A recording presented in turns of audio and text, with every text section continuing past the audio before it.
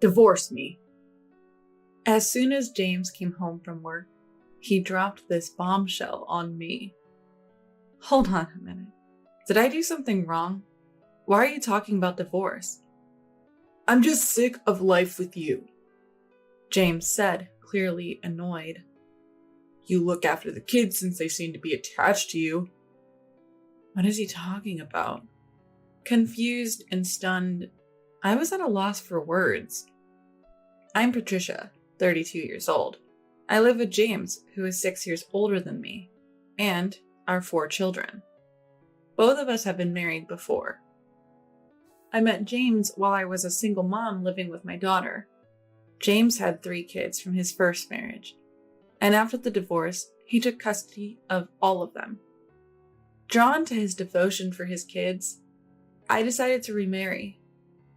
I had a 10-year-old daughter and suddenly became a mom of an 11-year-old boy, a 7-year-old boy, and a 5-year-old girl.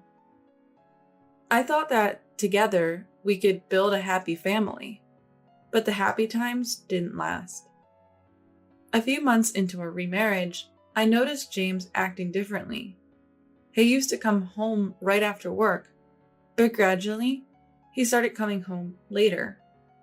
When I asked him why, all he said was, I have to finish up some work, so I'll be late coming home for a while. Don't bother with dinner. It started with him coming home just 2 or 3 hours late.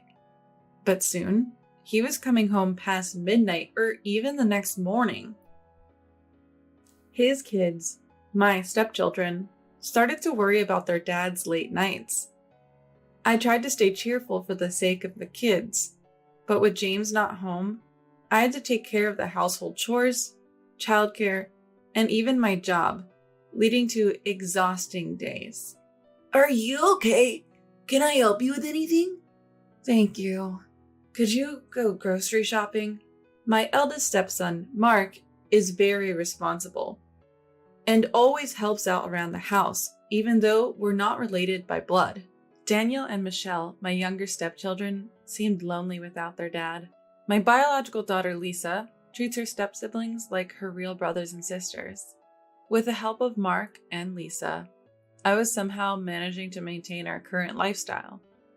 But I was getting more and more frustrated with James, who seemed to be neglecting our adorable children. James kept coming home late, without a second thought for the kids. Hey, is work really that busy? Yeah, pretty much. Can't you come home a little earlier? The kids are missing their dad. Unhappy with my suggestion, James suddenly slammed his desk in anger. I'm working these late hours for the sake of our family. You can take care of the kids on your own. That's how you say it? I just want you to spend more time at home and face the children. I was at a loss for words at James' sudden transformation, something I'd never seen before. But that only seemed to irritate him further. Can't you even handle the kids properly? I was too scared to say anything more as James shouted and kicked a chair across the room. From that day on, James was hardly ever home. He wouldn't answer his phone, leaving me anxious as I took care of the kids day in and day out. I had to work around the clock since he wouldn't give us any money for living expenses. The kids sensed the tension and began helping out around the house to alleviate some of my burden. One day, the whole family was working together to manage their daily lives. Then, one day, James came back abruptly.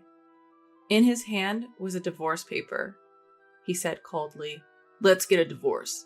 I don't want to be with an old woman like you anymore." Wait, what? What did I do to deserve this? I'm just fed up with this life with you. I wish you'd reconsider for the sake of the kids. This is a second marriage for both of us, and another divorce would hurt everyone involved. The kids had finally started to adjust to our life and even started to smile more. I didn't want to cause them any more pain. You're always concerned about the kids, aren't you? What? That's what I'm tired of. To begin with, I don't even care about the kids. I only married you because I thought you'd take care of them. What a cruel thing to say to your own child. I was speechless at James' cruel words. The kids seem to like you, so you look after all 4 of them. What are you talking about? 3 of them are your children. Think about how they feel. Shut up. Their mother abandoned them. That's why I took them in. I just want to be free. You can take care of them in my stead. Do you even realize what you're saying? I was shaking with anger at James' selfishness. So you never came home because you've been feeling this way? James smirked, as if mocking me. You actually thought I was busy with work? What do you mean? I didn't come home because I didn't want to be with you. Hanging out with friends is way more fun. So you lied about work? Yup, that's the gist of it. Having drinks at a pub, then hitting the club. There was this really cute girl there. James sat down on the sofa, crossing his legs, showing no remorse. You neglected your family to go there? He didn't even give us living expenses, yet he was out clubbing? Anger and sorrow filled me. But James had another shocking revelation. This marriage was a real mistake. Well, I'm out of money and you're of no use to me anymore. You spent money on... Clubs aren't cheap, you know. I didn't want to pay for all of it, so I took it out of your account. James said this and nonchalantly tossed a banking card onto the table. I had a bad feeling, so I hurriedly checked the card. It was from the account I had diligently saved in for Lisa's future after divorcing my previous husband. Almost all the money was gone. James should have known how important this money was, and yet he used this money without asking. Ran out of money taking that girl out for dinners and gifts. You've never even bought your own kids birthday presents, but you've been showering her with gifts?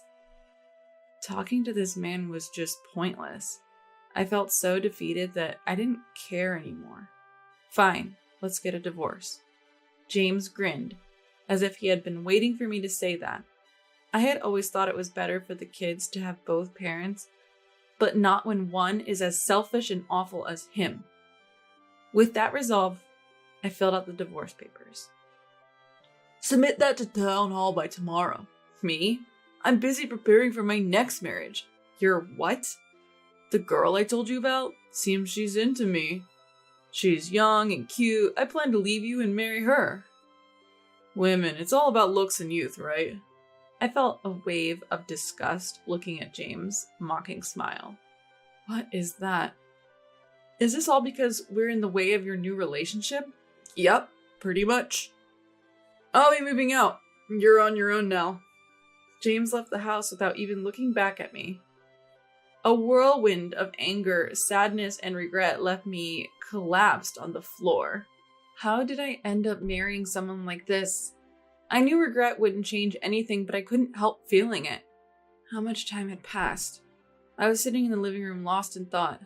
Mom, you okay? Anything wrong?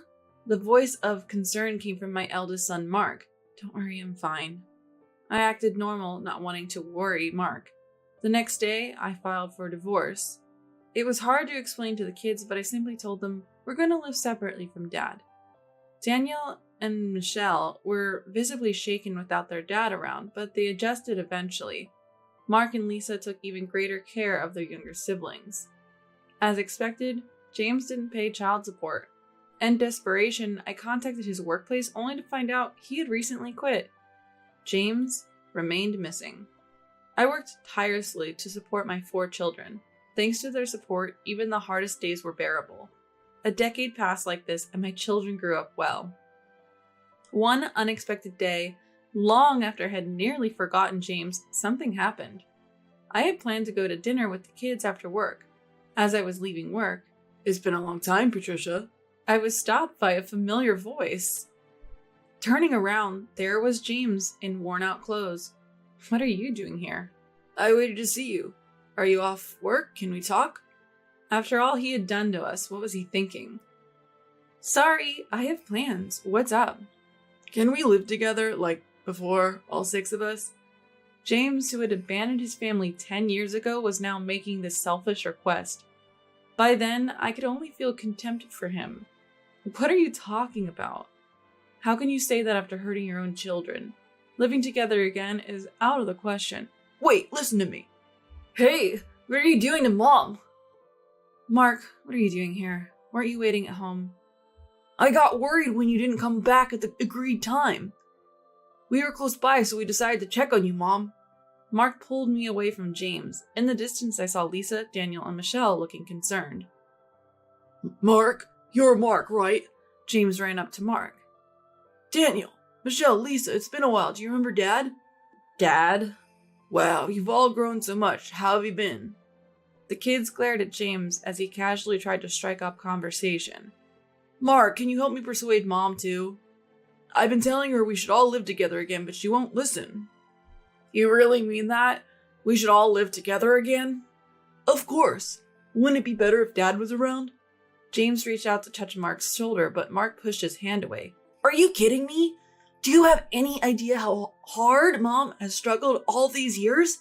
You show up out of nowhere, saying we should live together, that it's better if you're around. I've never once thought of you as my dad.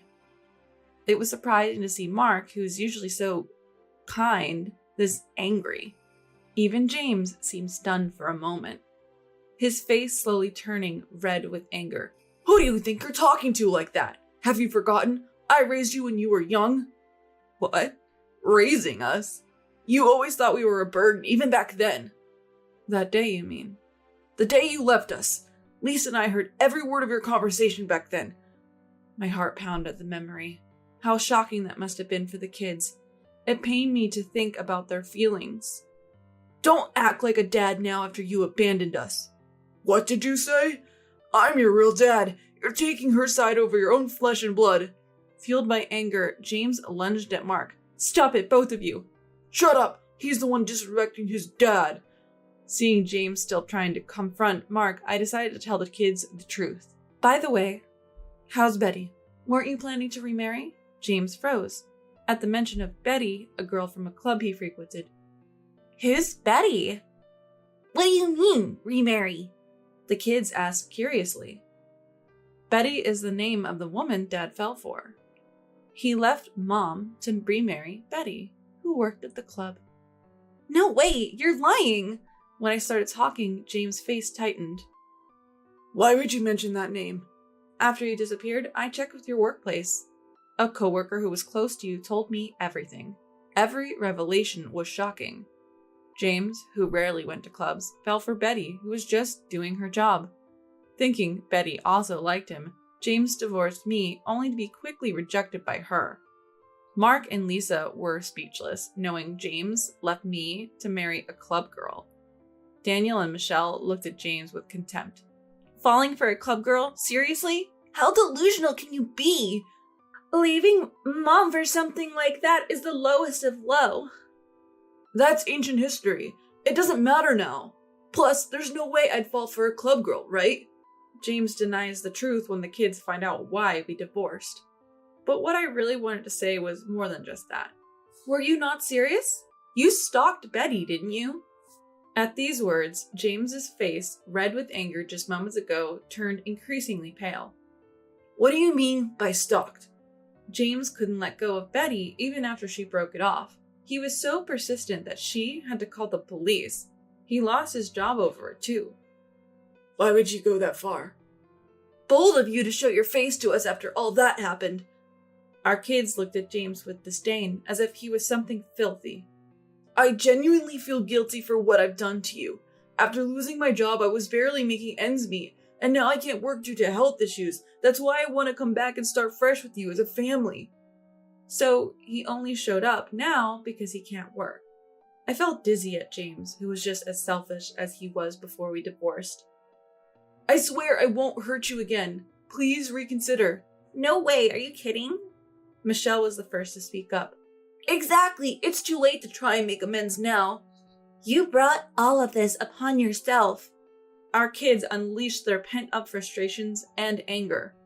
Mom may not be our biological mother, but we love her and want her to be happy going forward. If you make her suffer anymore, we won't forgive you. Holding back tears, I told James, stay away from us. You don't want the police involved again, do you? Wait, We turned our backs on James and began to walk away. Out of the corner of my eye, I saw James slumping down, but none of us cared as we headed home. Since then, I heard James can't work anymore and lives a miserable life. It seems like his reckless past has finally caught up to him, leaving him utterly alone. As for me, I was already seeing a male colleague from my workplace. We got married a few months later. The relationship between him and my kids is great. Most importantly, I'm now living a very happy life supported by a caring husband who always puts me and the kids first.